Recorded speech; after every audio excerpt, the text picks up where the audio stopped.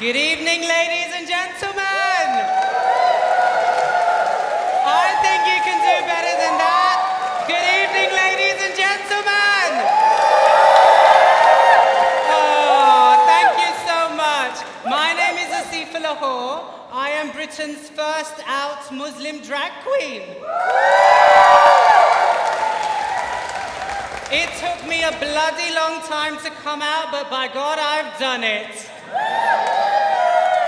How many of you know a gay Muslim? Put your hand up. Well, you do now, don't you, darlings? Right, so I was born in a place called Southall in West London. Who's been to Southall? Everybody stinks of curry. Totally, everyone. There's loads of curry houses, loads of sari shops. My dad owns one. And, it's a fabulous place. It's in the heart of the Asian community, and I was born there in the year of 1983. My parents called me Asif Qureshi. So Asif is my boy name, Qureshi is my surname. It's kind of like Croatia with a she at the end, Qureshi. Now, I always knew I was gay, and I always knew I was Muslim. I just didn't know how to put the two together. My first memories of realizing that I was gay, I was about 5 years old, and I was at home. I was at my auntie's house actually, and my 5 male cousins, they were in their teens. And I was quite a cute little kid, and what they would do is they would grab hold of me, and I was cute and little, and they'd throw me around the room and catch me with each other. And, nothing seedy, nothing naughty, but I quite liked being thrown around. 5 handsome, cute Asian guys in their teens throwing me around. It was quite an amazing feeling. And I knew then, do you know what? I like guys. And when I got to my teenage years, I started writing a diary. And when I was 16, my sister read it. And my sister was only 10 at the time, but she said something that stuck with me my entire life. She said, look, it's cool with me, it's absolutely fine, I get it, I knew what you were, just don't tell mum and dad, because it's going to be a massive issue. And I decided to do just that. At 16, I went to the Brit school, and for the first time in my life, I was away from the Asian community, and I was surrounded by lots of gay men and lesbians. And let me tell you, it was a fantastic experience. Literally, going from curry houses to YMCA in literally the matter of 2 hours is a fabulous journey. But at the same time, it sort of blew my mind because I didn't quite know what to do. Here I was YMCA, and I was singing The Sound of Music and watching Julie Andrews, and back home I'd go and watch Bollywood films and go to the mosque every week. So it was quite hard for me to sort of put the two together. I then went to university. I decided to give up the performing arts, Mum and Dad, you got to be a doctor, you got to be a lawyer. So I was like, okay, I'm going to give up performing. Let's do the right thing here. So I went to university and I decided to do drama and film studies. And in my second year, it's got to be done, right? In my second year, I was sitting in the canteen, and there was this really handsome, I thought he was an Arab guy, really handsome guy next to me. He started asking me where I went clubbing, and I was like, okay, why don't I just bite the bullet here? I go GAY, I go Heaven, I go into Soho, And I was like, okay, where do you go clubbing? I expected him to say some fancy club like Fabric or, somewhere in East London, somewhere cool and chirpy. And he goes, oh, yeah. I go to Heaven, I go to Ghetto. And I was like, dude, are you gay? And he was like, yeah, of course I am. And I was like, but you're Asian. And he was like, yeah, so are you. And I was like, no, he spoke a bit with an American accent. And I was like, so you're Asian, you're from Pakistan, what's with the American accent? And he was like, oh yeah, I go to one of the top schools in Islamabad. And I was like, okay, cool. So to cut a long story short, He ended up going back to Pakistan. I followed him to Pakistan, brought him back, and married him.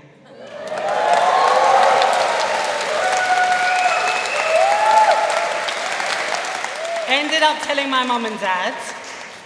It was a massive, massive, massive deal for my mum and dad. You know, I had so many questions thrown at me, you know. What are the community gonna think? What about your religion? You know, the first thing my dad said was, have you committed adultery? I was like, Dad, if only you knew. You know, so many questions were thrown at me. Some I had the answers for, some I didn't want to say, you know, penis, anus, anal sex. You know, it's a different world from curry and Bollywood films and the mosque. So, I came out. The first place I was taken to was my GP. My mum and dad were like, you know, Dr. Singh, he was like the family doctor, he's like historical family doctor. Can you give Asif something, basically? You know, he's been acting a bit weird recently. The doctor, you know, this is an Asian doctor in his 60s, turned around and said, look, Mr. and Mrs. Qureshi, there's nothing I can do. This is absolutely natural, and there's nothing that I can do for your son. So my mum and dad kind of looked at each other and were like, okay, let's take him to the mosque. So I was carted off to the mosque, and I talked to, you know, the imam at the biggest mosque in Southall, Imam Chowdhury, at the Jamia Islamia Mosque. And I talked very openly, you know. I was offered quite a few things, you know. Stop being gay. I was like, can you stop being a Muslim? Kind of looked at me a bit weird. I said, you know, I can't stop being gay. I can't just stop being in love with my husband. And he said, well, why don't you choose celibacy? I said, Imam Saab, you're kind of like 3 years too late here, you know? 3 years, civil partnerships, you know? Hampstead Heath, bedroom, dark rooms. You know, what do you want me to say? And then, what happened was, I was offered to enter into a forced marriage with my first cousin in Pakistan. And believe it or not, you know, I was getting pressure from my mum and dad. I was getting pressure from the community. I was getting verbally abused. I was getting a lot of stick at the mosque. And for 6 months, I fell into a very deep, deep depression.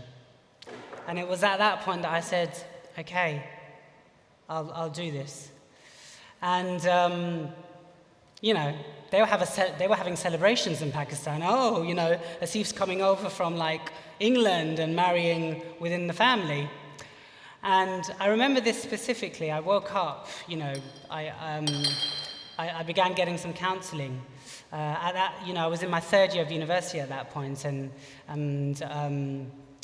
basically what happened was my university lecturers were like, look, you're a bright kid, you're falling behind in your grades, what's happening here? And I told them what was going on, and he put me in touch with an LGBT charity, and I got some counseling, and I just woke up one day and I saw myself in the future, and what I saw was an Asian Muslim British guy married to a woman with a family and living a really, really inauthentic life in a country where you can be yourself. And that, for me, was probably the biggest sin I saw for myself. And I decided to break the engagement off. I got back with my husband, and I decided to become a drag queen.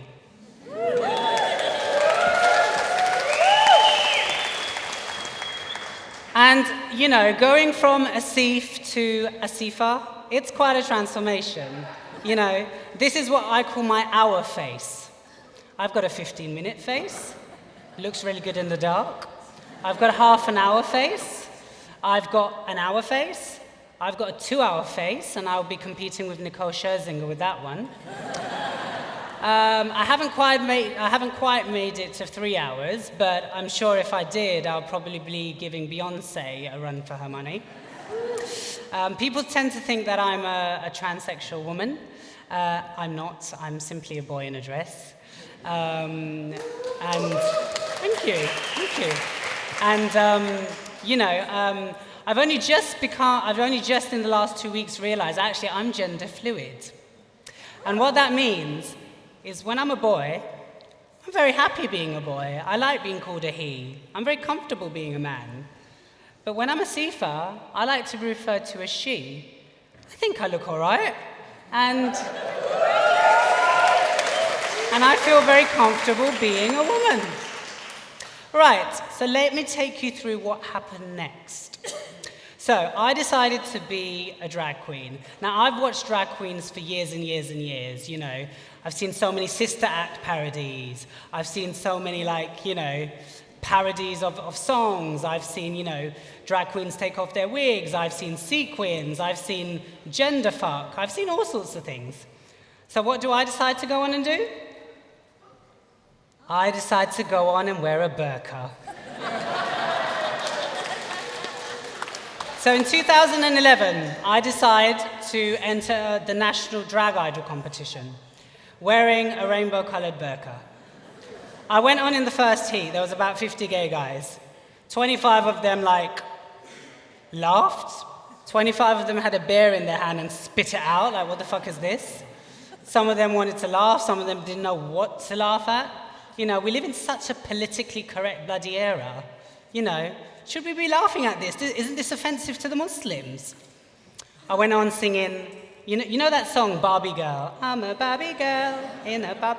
I went on singing, I'm a Punjabi girl in a Punjabi world. My name's Asifa. I wear my burqa.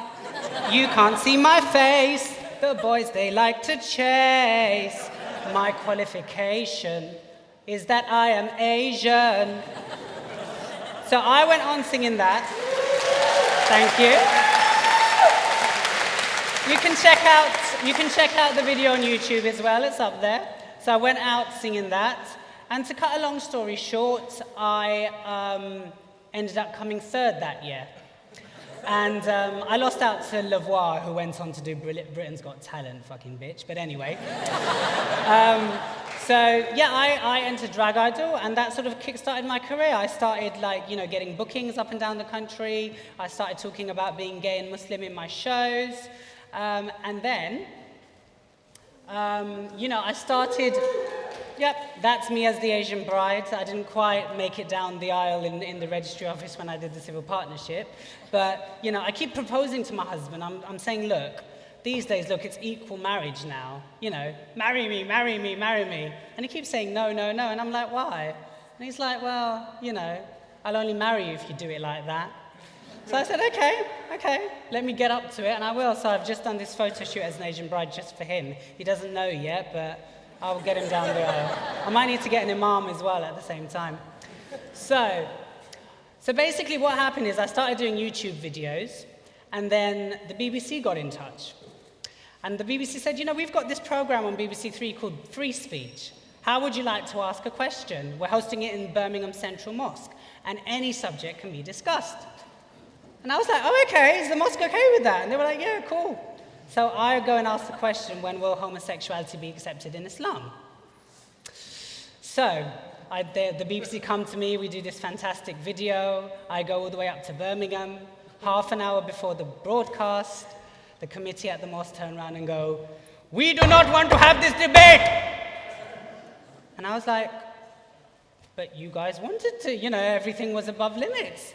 And they did not want it to go ahead. And I was like, I had an ultimatum. The only thing they would allow to go ahead, they did not want the debate to be debated within the mosque compound, but they were happy for the video to be broadcasted. Now, at 7:30, and with an 8 p.m. broadcast, I had to make a decision. Do I allow this video to go ahead? And do I allow my self-expression and the community I'm from to be heard? Or do I just sit back like I've done my entire life and not do anything about it? What do you think I did? So it went out at 8 p.m. And what happened next in the next week, I have no idea. So the whole media got involved and, why wasn't this debated? And for a program that's called free speech, why wasn't this allowed to happen in the UK? The debate happened 2 weeks after in a non-religious, environment. It happened to be the Tottenham Estates where the Hackney riots started, believe it or not, 4 years ago. And the debate took place and people began realizing who I was and that the Gaysian community existed. I decided to open up a club for the Gaysian community. They came in their hundreds. And, we had so many people like Jodie Harsh popping in, Duncan from Blue popping in. Let me tell you one thing, he really popped in. I was invited on many, shows to talk about, being gay in Asia and being Muslim. A lot of it went out on BBC News in particular, BBC World News. My face was sort of seen in all the different variations around the world. I began getting death threats. I began getting hate mail. Did I care? Of course I didn't. I carried on. I also was interviewed on Pakistani television. The first drag queen to be interviewed on Pakistani television. And guess what? It was during that interview that my mum and dad found out that I did drag. They totally missed the BBC free speech debacle. When it came to Pakistani news, they knew exactly what was happening. So I had a phone call, a knock on my door. The phone call was my mum, the door was my dad. Son, I'm going to find it really hard to hold my head up high in the community. I said, Dad, don't worry, I'll hold your head up high for you. What happened next was The Guardian got in touch with me, and The Guardian said, we want to do something with you around the Gaysian community. And what followed was an online documentary, and the online documentary was called Muslim Drag Queens. Now, Muslim Drag Queens online by The Guardian was released in January this year. And within half a day, it was released at 9 a.m., and by 3 p.m., it had got 1 million views on its Facebook page. The same day, Channel 4 get in touch with The Guardian saying, we want to commission an hour-long documentary on Muslim drag queens. And so that was filmed between April and June this year. And who saw it? Who saw the documentary Muslim Drag Queens on Channel 4 in August? Yeah. Bloody hell, you guys have been asleep, haven't you? It was all over the bloody media. Everyone was discussing it. 1.5 million people saw it. I think it was broadcast on 24th of August. I had said a few fabulous quotes in it. It was very well received. And what happened was, finally for me, the issue of being gay and Muslim was out there. It was out there in Britain. It represented thousands and thousands of people in this country and millions around the world that choose not to be visible, that choose not to, be themselves, live authentic lives, be fully self-expressed. And look, I'm going to put it on a plate for you. I'm British, I'm Pakistani, I'm gay, I'm a man, I'm a woman. I am what the fuck I am. And you know what? I love being me. I love being me. And I just wanted to give that opportunity and give voice to a niche section of the LGBT community. And now that it's out there in a global manner, yeah, I get death threats from ISIS. Yeah, I have a GPS on me so the police know where I'm going so no one follows me. But at the end of the day, and, I tell myself, do you know what? I could walk out here and be shot and be stabbed. But do you know what? I'd rather go and face my maker and say, do you know what? I had a ball. I was myself. I spoke my mind. I spoke the truth. I'd rather do that than live a fucking lie every day of my life, live in depression, and be in a relationship that I don't want to be in.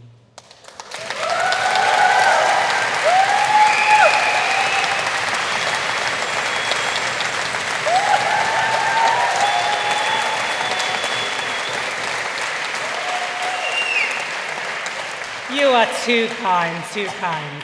Right, what's next, I hear you ask? Well, I've kind of made it to like the second stage of the BBC Eurovision auditions for next year. I'm auditioning to represent the United Kingdom next year. And I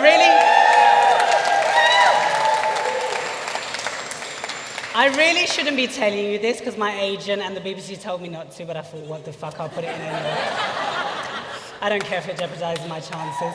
But I think Britain's first Muslim drag queen representing Britain at a time when we're talking about whether to stay in Europe or not, at a time when ISIS is trying to get into Europe, at a time when, half of Europe is divided on the issue, let's send a big, bold, and unique statement and a fucking good song for starters. And let's win the damn thing.